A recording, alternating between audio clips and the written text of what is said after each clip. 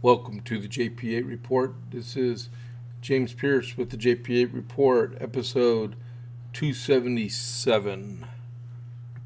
Al Green is trying to do it again, guys, but we'll get to that in just a minute.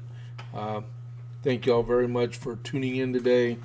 Before we get started, don't forget to follow the JP8 Report by clicking that follow button and giving us a thumbs up, like, and please share. And then I do this is Rumble. I'm on rumble.com. I simulcast to X and Facebook, and I think they changed the rules on us, but I'm actually live on YouTube right now also. So if you're on there and you're watching, please subscribe, but come back here for all the fireworks, because this is Rumble. This is where we get the mix on, right? But yeah, thank you all very much for tuning in today. And if I seem a little bit tired of what I'm doing right now, I've been up since 2:45 this morning. It's because we took our daughter to the airport down in Austin, because she just got to California, and she's about to walk the stage for her master's degree, which she doesn't technically finish till April, but they only cross once a year. And she's graduating from University of Southern California Medical Health Sciences or something like that. I don't know how close I was to it, but if you are watching and you just heard me say that, her name is Rachel, please put it in the comments telling her congratulations on getting her master's degree, because she worked very hard on it, very, very hard. And it's a master's in human genome and genetic counseling. And so I can't even pronounce it, but she did it. That's awesome. First one in my family that's got a master's degree. So yeah, go in the comments section, the actual comment section, and tell her congratulations, Rachel. All right. So let's get going with the JPA report. This is 11th of December, 1775. Now I got a letter from General George Washington to John Hancock, dealing with. Before we get to that, today also he received news that Montreal was captured by the Continental Army. And then I got this letter here from General Washington to John Hancock. And if you didn't realize, John Hancock is the president of the Second Continental Congress. All right. Sir, Captain Manley of the Lee armed schooner has taken and sent into Beverly 2 prizes since I last wrote you, which was on the 7th instant. One of them is the ship Jenny. Captain Forster, who left London late in October, he has very unfortunately thrown all of his paper overboard. He has not yet arrived at camp. If he does, before I close this, I will let you know what information I get from him. His vessel is loaded with coal and porter, and the later is about 100 butts or other is a brigantine from Antigua called the Little Hannah. Robert Adams, master. Her cargo consists of 139 hogsheads of rum, 100 cases of Geneva, and some other trifling articles. Both cargoes were designed for the use of the Army and Navy at Boston. I guess Boston's going to get sober. I have great pleasure in congratulating you on this success. The numbers enlisted last week are, and it's blank men. If they go on at this slow rate, it will be a long time before the Army is complete. Wait a minute, blank men. Hold on, I think there was a PS about that before I go on. The weekly returns of enlistments are not yet being received for more than 10 regiments to 725 men. I cannot fill up the blank in this letter, but this added to the former makes of the whole 5,253. So he left it blank. He was going to fill it in, but he made an estimate. Okay, so it'll be a long time. I have wrote to the governors of Connecticut and Rhode Island, also to the Convention of New Hampshire on this subject. A copy of my letter to them I have the honor to enclose herewith. A letter to the same purport I sent to the legislature of this province. The militias are coming fast. I am much pleased with the altruism which the good people of this province, as well those of New Hampshire, have shown upon this occasion. I expect the whole will be in this day and tomorrow, when what remains of Connecticut gentry who have not enlisted will have the liberty to go to their firesides. The commissary general is still, by this indisposition gained from camp, he committed an error when making out the ration list, for he was then serving out, and his continued so to do 6 ounces per man per week of butter, though it is not included in the list approved by the Congress. I do not think, breaking news, hold on, Schumer gambit extended Obamacare subsidies crushed by JP. Okay. All it was first the Democrats defeated the Republicans in the Senate about Obamacare, and now the Republicans defeated the Democrats in the Senate about Obamacare. So they're back. It's a tie. The information I received that the enemy intended spreading the smallpox among us, I could not suppose them capable of. I now must give some credit to it, as it has been made a small appearance of several of those who came out of Boston.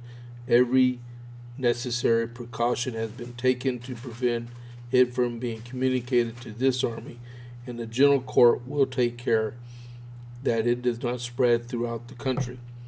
I have not heard of any more troops are arrived in Boston, which is lucky circumstance, as the Connecticut troops I now find are for the most part gone. Of the houses in Boston are lessening every day. They are pulled down either for firewood or to prevent the effects of fire should we attempt a bombardment or an attack upon the town. Cobble Hill is strongly fortified without any interruption from the enemy. Colonel Enos has been tried and acquitted. Upon that principle, you will see by the process of his trial, which I now send to you, as the time of Colonel Enos's engagement was near expired, a doubt arose whether he could then be tried by court-martial. This it was which occasioned his trial to come on before Colonel Arnold's evidence could be had. This is that at present occurs from, Sir, yours the most humbly servant, General George Washington. All right, so that was a situation report from General Washington to John Hancock, and that was a pretty good letter. It was really hard to read King's English sometimes. All right, so the next part of the JP8 report, we talk about my buddies at the Dalmatian Texas Burgers. They are homemade Texas smash burgers and hot dogs here in Copper's Cove. All their ingredients are homemade, including their buns. They're open 11 to 2 as of right now, and 5:30 to 7, which is later, Tuesday through Saturday, and they're located on the west side of Copper's Cove in Town Square behind Bush's Chicken.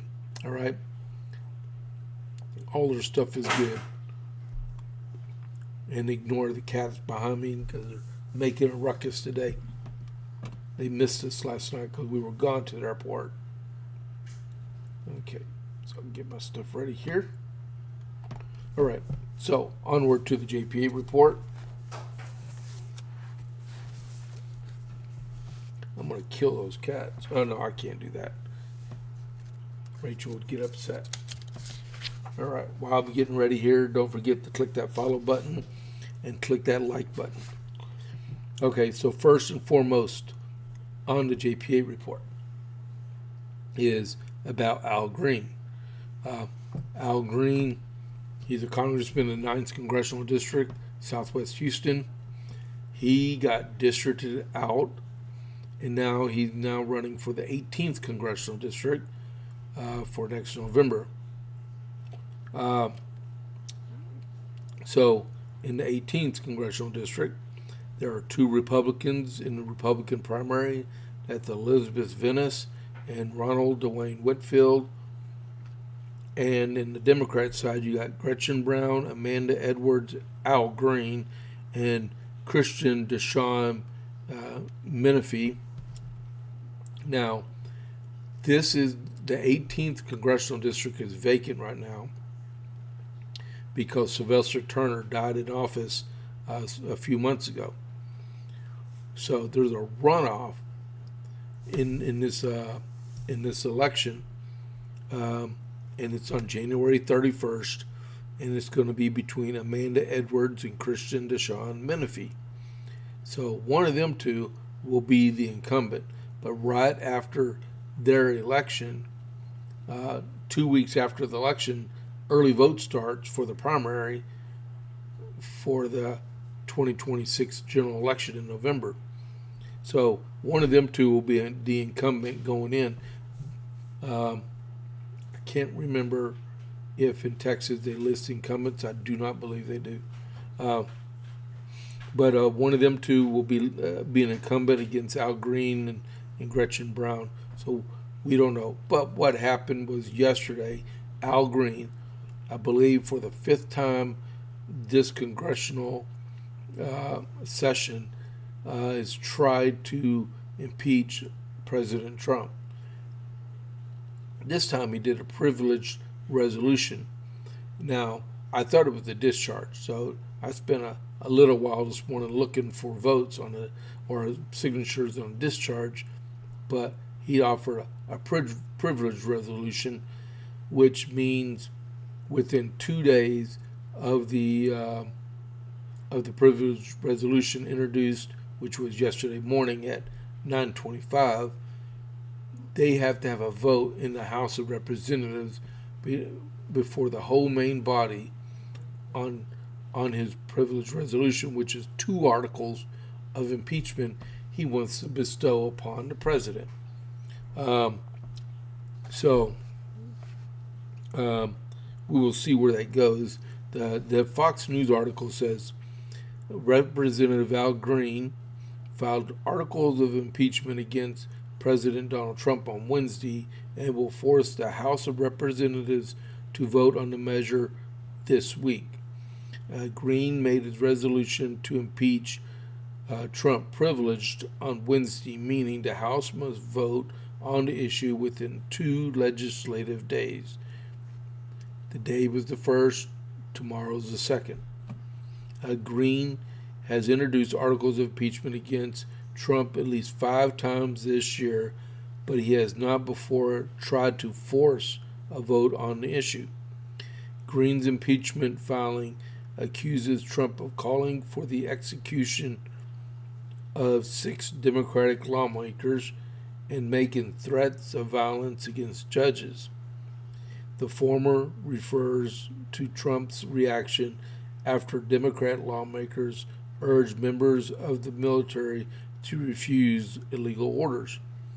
President Trump is an abuser of presidential power who, if left in office, will continue to promote violence, engender invidious hate, and undermine our democracy, and dissolve our republic, Green said in a statement. Green has failed several times to gather support among Democrats for impeaching Trump. House Democrats voted to kill a Green impeachment effort in June, the one based on Trump ordering airstrikes on Iran. Trump is not the only member of this administration to face impeachment efforts. However, House Democrats also filed articles against HHS Secretary RFK Jr. and Secretary of War Pete Hegseth this week. Representative Haley Stevens announced a move against Kennedy on Wednesday, arguing he has failed in his role. Stevens previously vowed to file articles in September. Today, I formally introduce articles of impeachment against RFK Jr. Has turned his back on science and the safety of the American people. Michiganders cannot take another day of his chaos, she wrote in a statement posted on social media. Meanwhile, Representative Shuri Thanadar, he's another one from Michigan, targeted Hegseth, pointing to reports that he issued orders to kill everybody on board a small vessel and that he was allegedly involved in drug trafficking. Pete Hegseth has been using the United States military to extrajudicially assassinate people without evidence of any crime. As said Thanadar, former military attorneys have come out and asserted that his conduct constitutes war crimes. We cannot allow this to be his reprehensible conduct to continue, which is why I have filed these articles to impeach him. So, a couple of things. A JAG officer cleared that attack on September 2nd, and the second attack on the same vessel. All right? So I don't know where he's getting that from. HHS, I said this yesterday or the day before, RFK Jr. is not a doctor. He's exercising his viewpoint from his advisors around him. These are going nowhere. Al Green, same thing. The reason why I was telling you about CD18 and CD9 was that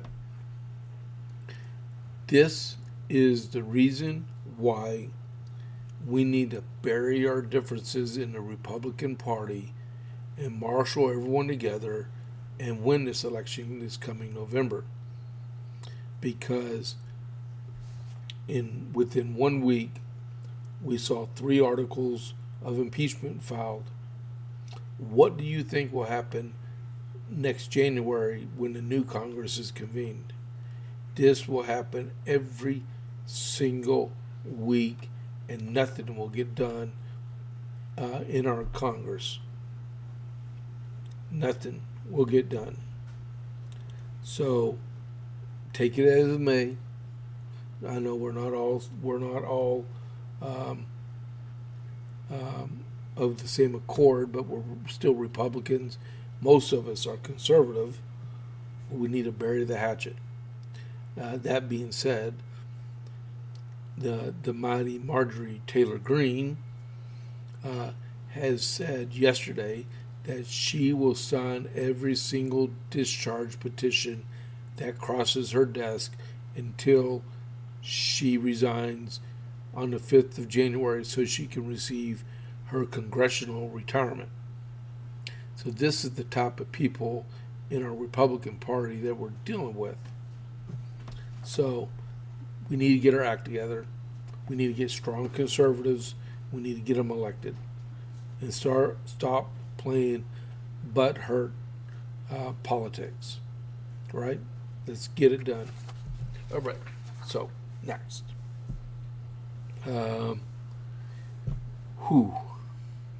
House advances $901 billion National Defense Authorization Act. The House did. It's over in the Senate, and that they should be taking it up today or tomorrow, I think. It passed 312 to 12. 18 Republicans voted against it. 94 Democrats voted against it. There were several stipulations in the bill itself. So another Fox News article. The House passed the NDAA Wednesday, punting the yearly legislation that governs Pentagon spending to the Senate. The vote was 312 to 12, and then 18 to 94. An earlier procedural vote in the legislation just barely passed 215 to 211. I got a crazy cat behind me that I can't do nothing about. Man. Let's see. 4 Republicans, Congresswoman Anna Paulina Luna, Marjorie Taylor Greene, Tim Burchett, and Lauren Boebert all changed their votes from no to yes, and all Democrats voted no on the procedural roll vote. House and Senate leaders have already have combined their own versions into the legislation into one negotiated package, meaning it should face smooth sailing in the Senate before the president's signature. Hardline conservatives also spoke out against the bill over the inclusion, get this, of Ukraine funding at $400 million per year for 2 years, and the omission of a provision that would ban the Federal Reserve from creating a central bank digital currency. But conservatives had pushed the CBDC prohibition as a privacy and civil liberties measure, arguing the government issued a digital dollar would give federal agencies the ability to monitor and restrict individual transactions, and they are correct. The House passed the NDAA in December and then sent it to the Senate, and then they made revisions and sent it back to the House. The other provisions, you'll love this, strictly curtail Trump from reducing troop presence in Europe and South Korea or pausing weapon deliveries to Ukraine. They're curtailing the president to be able to do his job, but it's veto-proof. The bill would also withhold 1/4 of Secretary of War Pete Hegseth's travel budget until the Pentagon hands over raw footage of the strikes on alleged narco-trafficking boats near Venezuela. And then Speaker Johnson is touting the provisions that offered troops a 4% instead of a 3.8, a 4% pay raise, eliminate DEI policies, I'll take that, crack down on anti-Semitism, yep, I'll go with that, and eliminating $20 billion in spending on obsolete programs and Pentagon bureaucracy and policies that crack down on China. And a victory for conservative privacy hawks like the House Judiciary Chairman Jim Jordan. The legislation includes a non-defense provision that would mandate FBI disclosure when the Bureau was investigating presidential candidates and other candidates for federal office. That is absolutely necessary.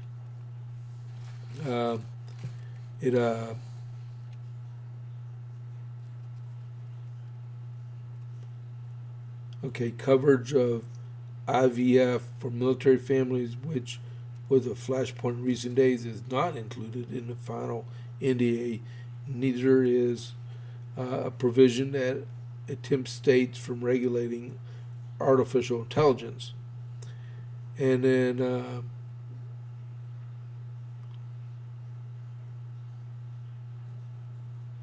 that's not important. Okay, so we'll see. It's not perfect, but we need it. That's a good pay raise for soldiers. Uh, we'll see when it gets through the Senate, and then the president's going to sign it. All right. I'm sorry about that little bit of a delay. Hold on just a second. Let me get something to drink.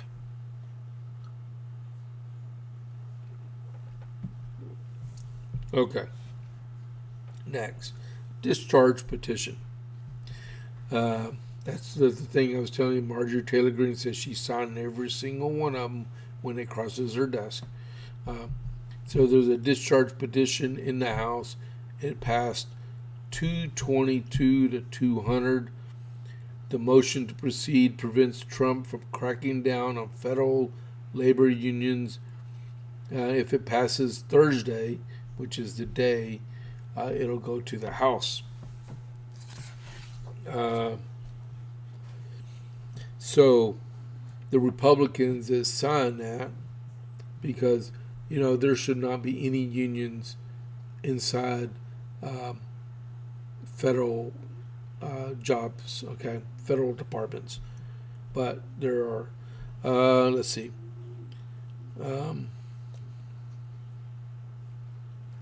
Republicans who voted for it was Jeff Andrew from New Jersey, Nicole Malliotakis in New York, Nick LaLota, New York, Brian Fitzpatrick, Pennsylvania, Rob Bresnahan, Pennsylvania, Don Bacon, Nebraska, Mike Lawler, New York, Tom Keene, New Jersey, Ryan McKenzie, Pennsylvania, Zach Nunn, Iowa, Chris Smith, New Jersey, Pete Stauber, Minnesota, and Mike Turner, Ohio.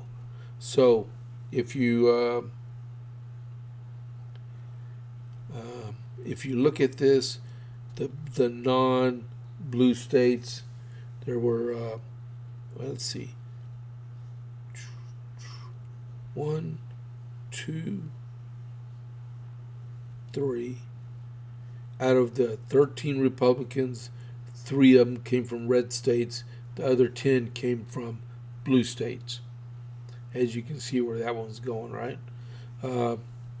So the discharge petition was filed by Jared Golden, Democrat in Maine, and who forced a vote on the measure via a mechanism called the discharge.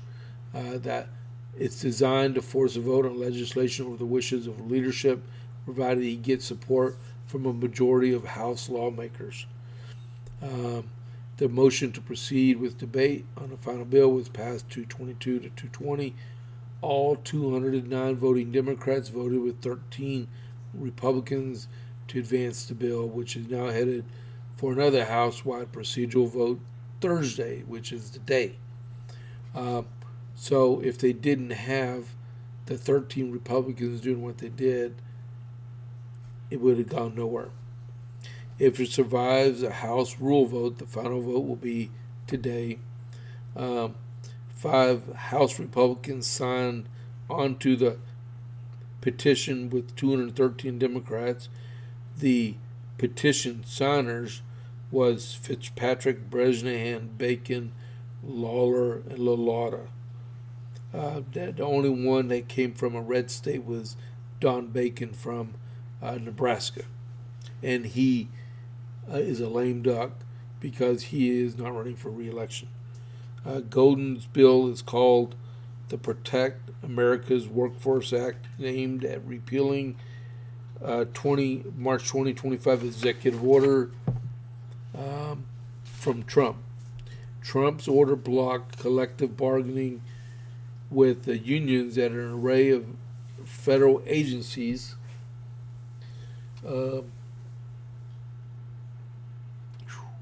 including parts of Departments of Defense, State, VA, Justice, and Energy. It also affects workers at Homeland Security, Treasury, Health and Human Services, Interior, and Agriculture. Successful discharge petitions are rare in the House, with most lawmakers in a majority party generally wary of being defiance of their lawmakers, but most Republicans who backed Golden's measures are expected either to face at least somewhat tough reelection bids or have districts located in blue states where bipartisanship is expected on certain key issues.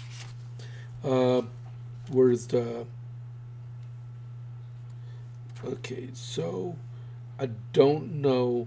The legislation will now be debated in the House before a final vote. Hold on. Okay. It must be taken up and approved by the Senate and head to Trump's desk for his signature to be enacted. So, that being said, it's probably going to pass the House.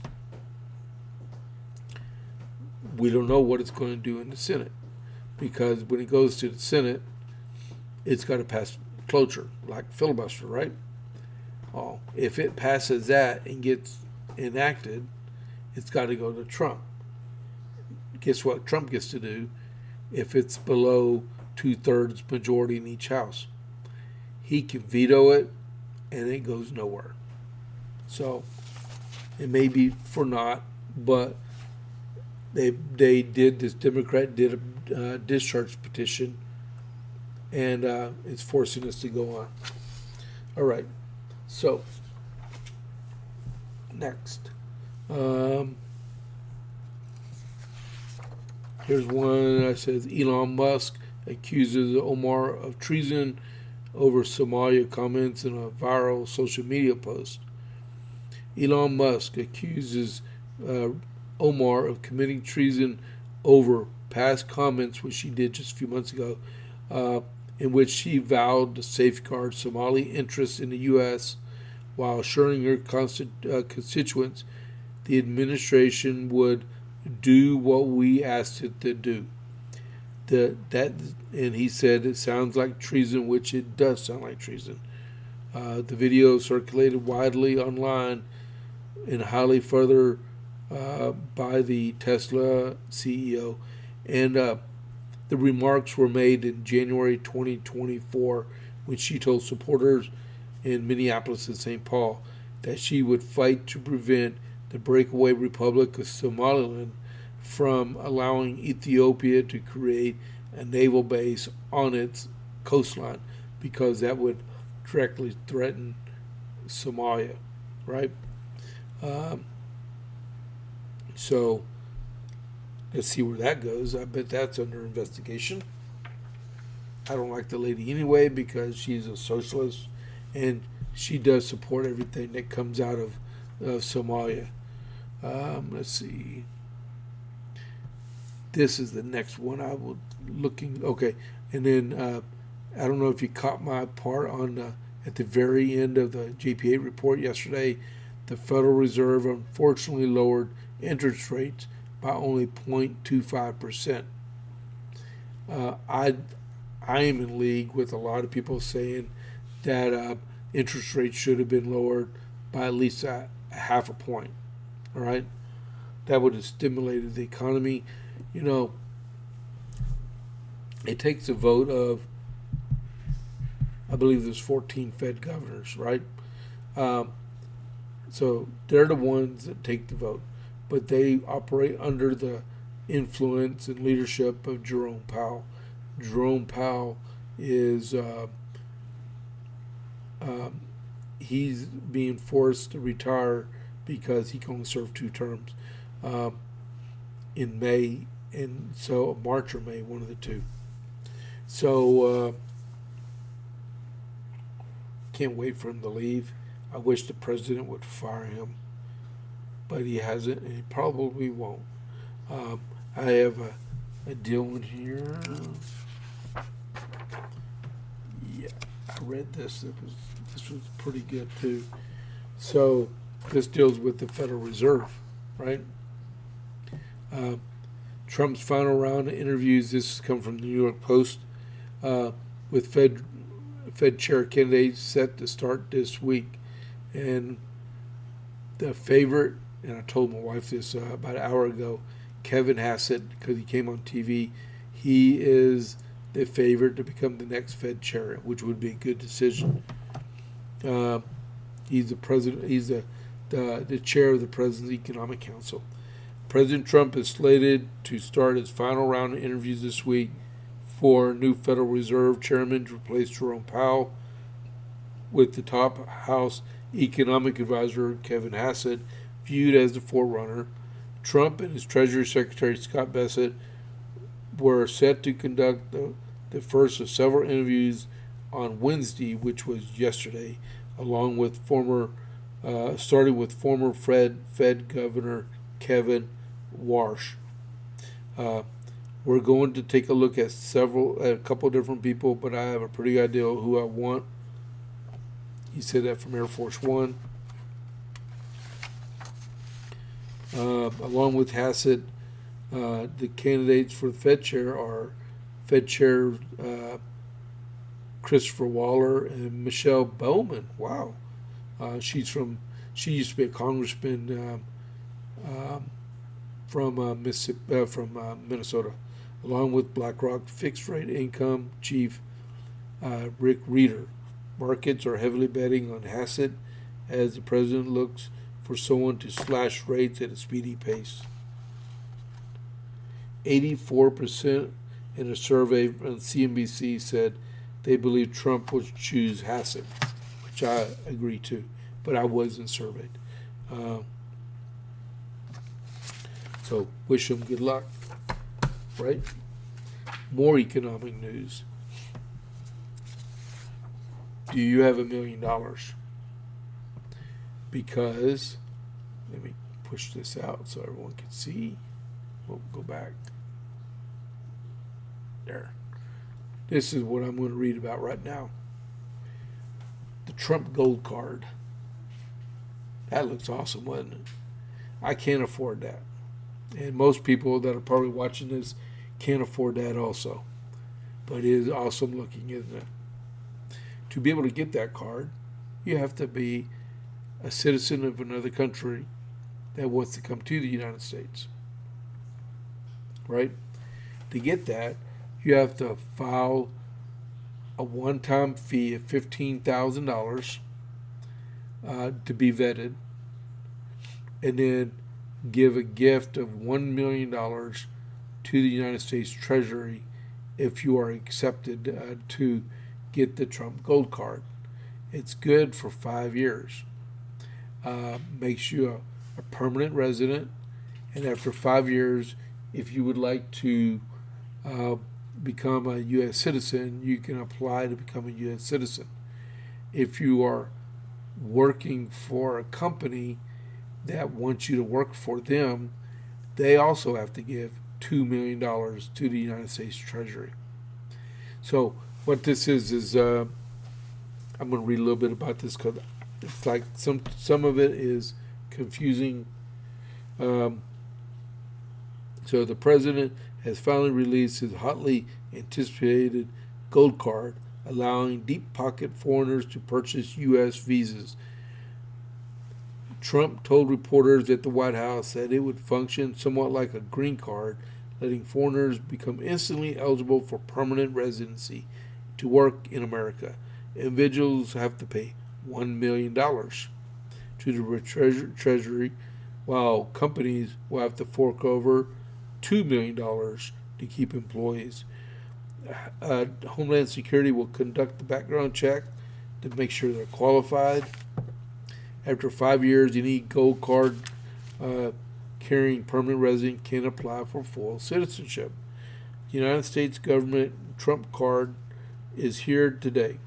A direct path to citizenship for all qualified and vetted people, the president later posted on Truth Social. So exciting, our great companies can finally keep their invaluable talent. Live site opens in 30 minutes. The card purchases are revamping the backlog of a cumbersome EB5 visa program that had awarded permanent legal status to foreigners who invested up to $1 million in U.S. businesses. As many as 250,000 foreigners are still waiting for their approvals as part of the program as of February last year. And then, how this came about is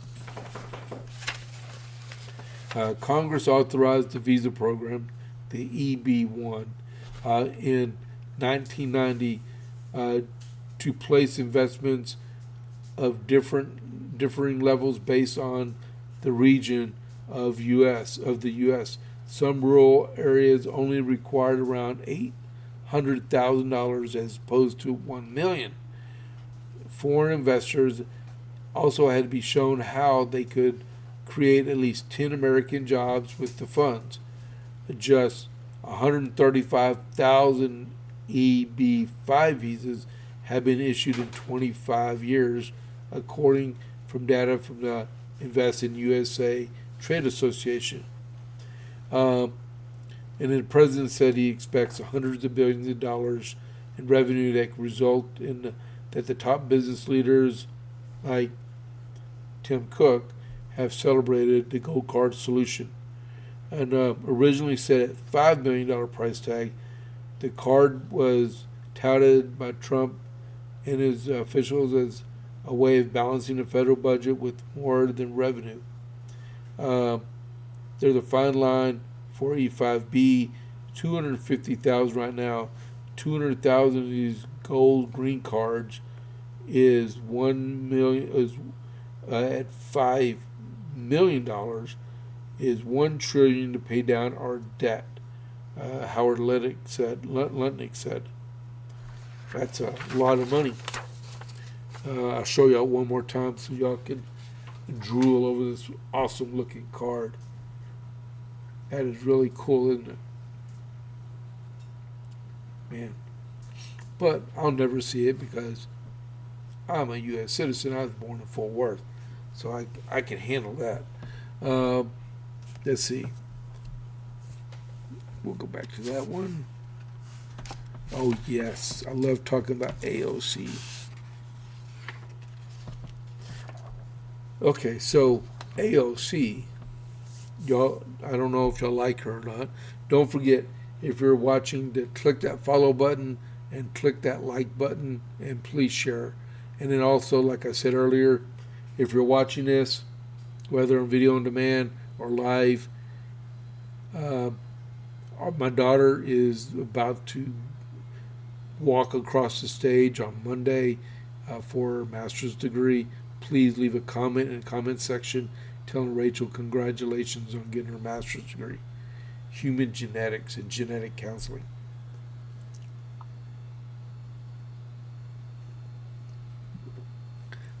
She hasn't chimed in on this, so I don't know if she's watching right now or what, but she's soon enough she will be.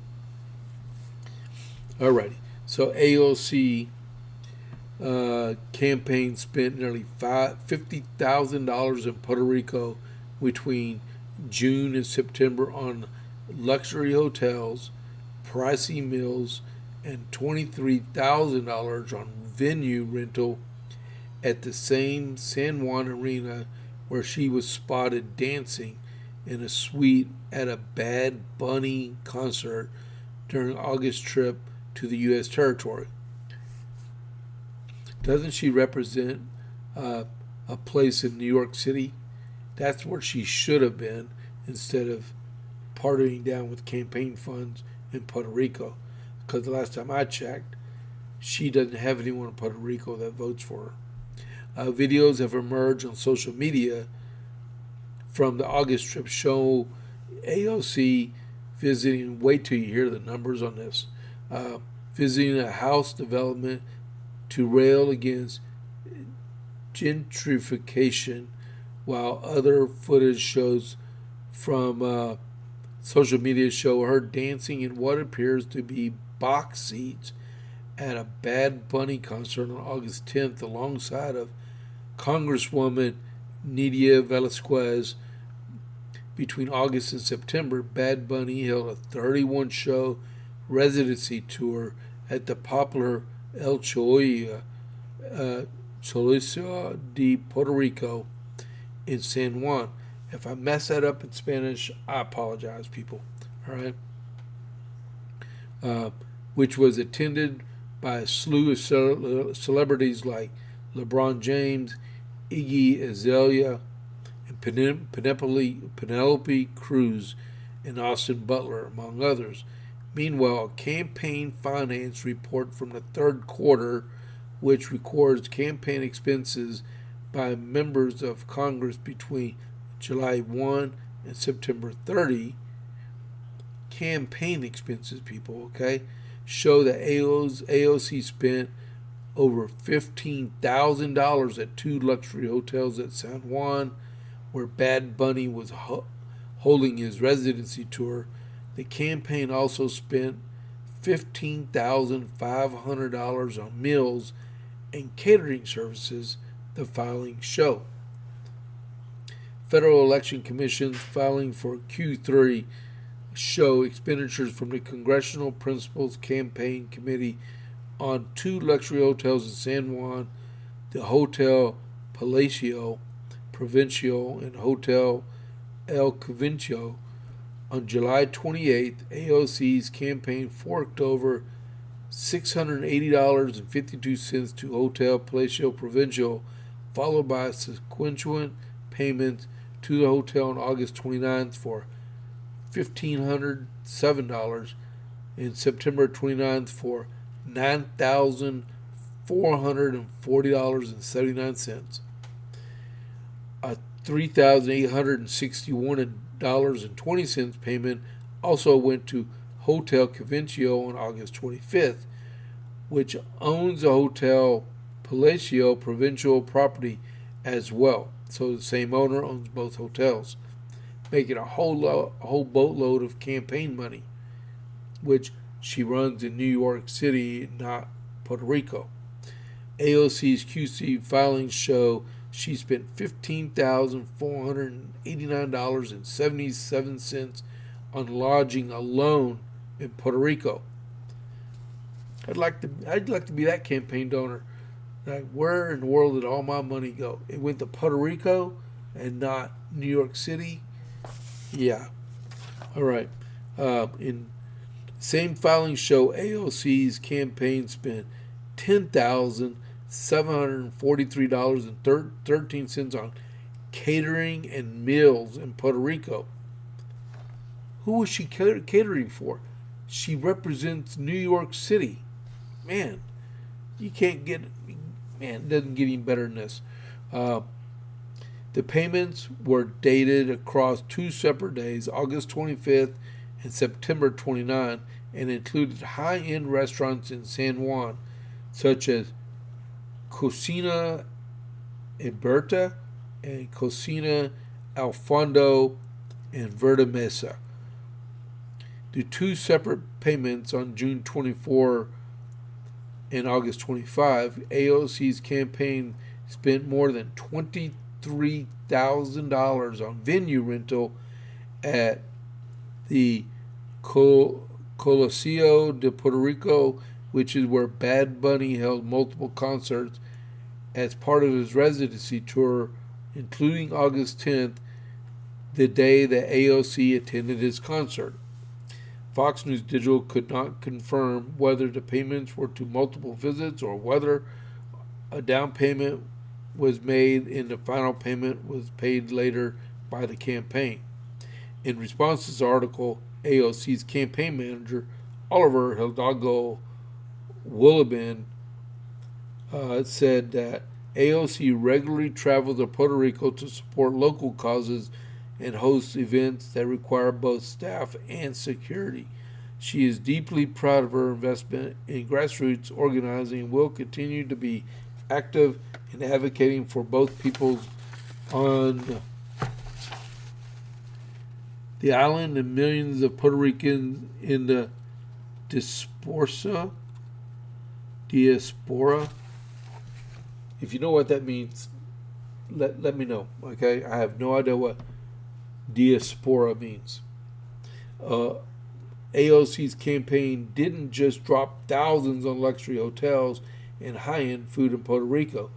AOC also continued racking up multi-$1,000 hotel stays at boutique luxury hotels and high-end food vendors stateside during a third quarter filing period as well, including from sellers that are based along the Fighting Oligarchy tour she participated with Senator Bernie Sanders earlier this year. She dropped nearly $5,000 at the Hotel Vermont in Burlington, which showed an April visit that racked up over $1,600 according to the Congresswoman's second quarter filings. Her campaign also spent $2,000 for a stay at an upscale boutique hotel near Central Park. Doesn't she have a residence to stay at in New York City? I believe so. If not, she's not a legal resident of New York and she can't be in Congress. That's my editorial part on that. The Arlo Williamsburg, a Brooklyn high-rise hotel with a rooftop pool and bar. I've never been in a hotel like that. Also listed her most recent FEC report, which revealed she dropped nearly $3,000 to stay there. So I think this congresswoman's on a vacation spill. Man, AOC's most recent FEC filing also revealed she racked up thousands of dollars in high-end restaurants, including $6,300 bill at a fancy restaurant in D.C. called Ama, while her campaign spent $4,500 on ice cream from Mr. Dingling Ice Cream located in Latham, New York. I hope she spent $4,500 on ice cream with her constituents in her congressional district in New York City. Other high-end restaurants the campaign ate at stateside during Q3 was El Secreto de Rosita in D.C., Hen of the Wood in Vermont, Central Park Boathouse, and Motley Kitchen in the Bronx. Bills for these diners range from a few $100s to a couple $1,000, totaling over $7,000. Oh my goodness. There's got to be a whole boatload of laws that she's breaking. Why doesn't someone file something with the ethics committee or someone with the FEC? That is unbelievable. You know, when I ran for city council and for college board of trustees, never once did I spend donor dollars like this. I spent mine on campaign signs, polls, Facebook ads, digital billboards, and push cards. That's all I did. Why is she spending all this money from donors? I would be wanting a refund from the stuff that this is absolutely so fraud, waste, and abuse. Definitely. Oh my goodness. And you wonder why it's so hard for people in local races to raise money for their election campaigns, because people get on the internet and read this from Fox News, which is a really good article, right? And they see their donor dollars being consistently wasted on vacations. Why was she using campaign money to go to a concert in Puerto Rico? She gets paid $176,000 a year, and I believe she gets a $90,000 expense account, I think, right? And she's going to use campaign dollars to do all this junk and take another congresswoman with her and to hang out with Senator Bernie Sanders. We elect people like this. Well, I don't. I hope I don't. And if I find out, I won't vote for him. But she is, and the people in her district are hurting for money. Because I've seen she gives away turkeys and stuff to people. But that's a good thing. But she could be using that more money to do stuff that's good for her district and for a re-election campaign. That's what you're supposed to use your campaign dollars for. That is crazy. That is so crazy. Let's see what else I got here. Oh yeah, let's talk about this one.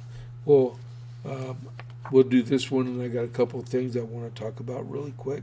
Oh, Judge Paula Zinnes, she is an Obama appointee federal judge. She ordered this morning Abrego Garcia released from ICE detention. All right, just so you know. And I think Abrego Garcia is the Maryland guy, Maryland father that doesn't want to go back to his home in El Salvador, and so they're trying to find a home for him. Well, she just ordered that he has to be released, but she actually dated it for Monday to give the administration a chance to appeal her decision. At least she did that, all right? So, Congressman Crockett, you know where she's actually going to try to run for the Senate. So, I have another article here. Yeah, I already read this one too. So, here we go.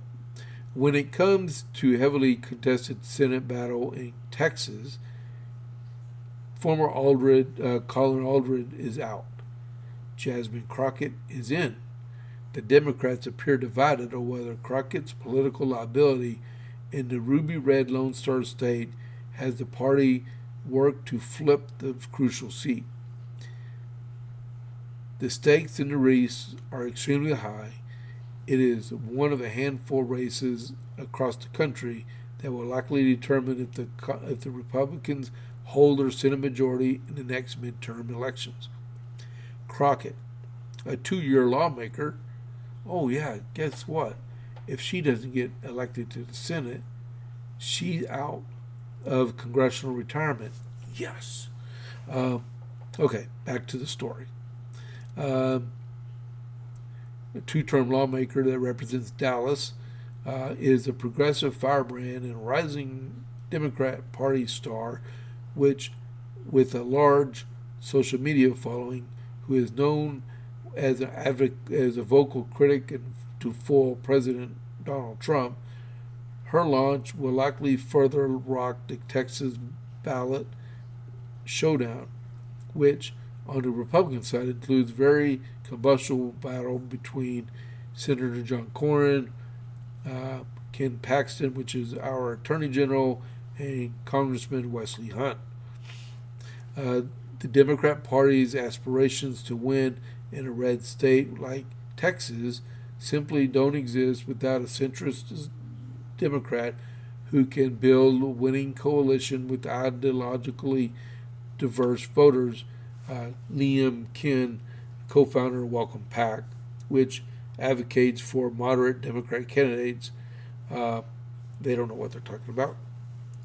Aldred, who was making the second straight bid for the Senate after losing last year's concert to Senator Cruz by 9 points, abandoned his bid on Monday and announced he would run for the U.S. House in the seat that Mark Veazey was running for, and he'd resigned from his reelection bid to run for Tarrant County judge against Tom O'Hare, which Veazey's going to get beat on that one. Crockett will now face off in her primary against James Tallarico.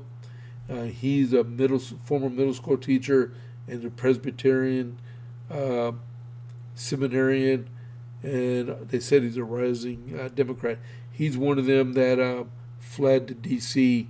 during our special sessions in the Texas legislative over the summer because we wanted to redistrict, and and they fled because they didn't want to vote on it. I'll put it like this. If they would have allowed it to be voted on earlier, they might have had a chance for a final ruling in the Supreme Court. But they want to play politics and go AWOL and leave the state, so they're paying a price for that one.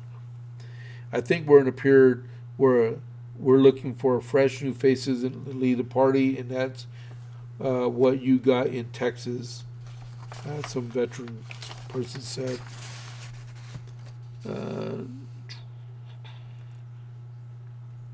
Let's see. La la la la la la la la. Yeah. Well, you got Democrats both for her and against her, and says she's too brash to win anything here in Texas on a statewide basis. The last time a Democrat has won a United States Senate race was in 1988, and that was Lloyd Bentsen when he got reelected. All right.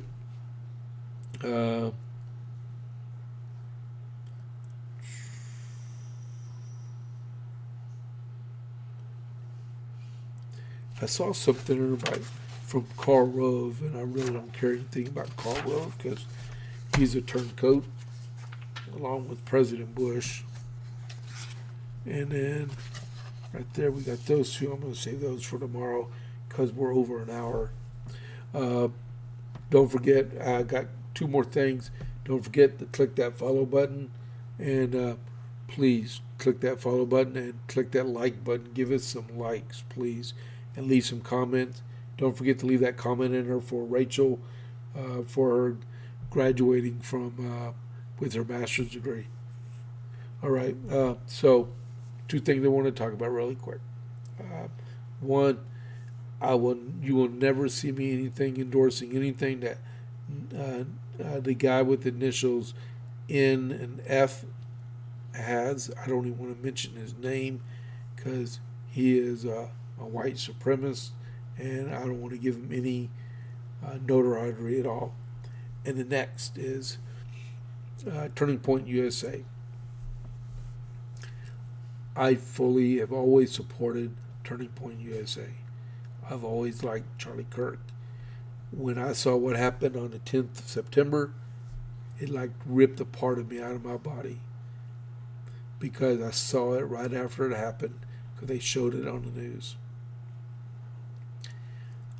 The things that the person with initials CO and all kinds of other liberals and even some conservatives are actually saying about Charlie Kirk and Erica Kirk are demonic. Okay? Demonic, not demonic. It's so disrespectful of what they're putting her through. She is doing her best with the other people that are in the hierarchy of Turning Point USA. They are doing their best, and they're going to be successful with Turning Point Action, Turning Point Club America, right? They will do great, and I will always support them immensely. We have a private school at our church. The curriculum is Turning Point USA curriculum. We have another church in Killeen that I do stuff with, right? They have Turning Point USA curriculum in their school. That is an awesome organization, and those people, especially the one with the initials CO, needs a layoff. And I really hope someone would come up with a $100 million defamation lawsuit and attack her with it and be done. That lady lost her husband 3 months ago, and she needs support. And she doesn't need this stupid nonsense going on, which are total fabrication of lies against her. And it needs to stop. And I listened to some podcasts. I actually had to turn podcasts off because they just laid in, just kept going, and giving the lady with the CO initials more notoriety on the stuff that she keeps saying over and over again, and they're just throwing fuel on a fire and to keep it going and stuff instead of ceasing it. So my hat's off to Mrs. Kirk and what she's going through, and she has our support. And everybody I know out here in Central Texas totally supports what she is doing. All right? So that's what I wanted to say on that. So I'm done for the day. So if you want to find me on my social networks, you can find me at on X at James Pierce Jr. You can find me on Facebook at James A. Pierce Jr. YouTube, I'm live today on YouTube, which is awesome. The JP8 Report 67, and I'm on Truth at James A. Pierce. And if you want to send me an email, send it to jp8report@gmail.com. So that's the JPA report for today. Does anyone have any comments they want to ask? I'll just say it one more time. Don't forget, in the comments section, if you're listening, please put a comment in there for Rachel, because she will be crossing the graduation stage on Monday morning, and I want her to see this on her because she does listen to the JPA report. She's worked very hard for this master's degree. So I will see y'all tomorrow for the last episode for this week of the JPA report. Hope everybody has a great day. And so this is James Pierce with the JPA report. Catch you on the flip side. I'm out.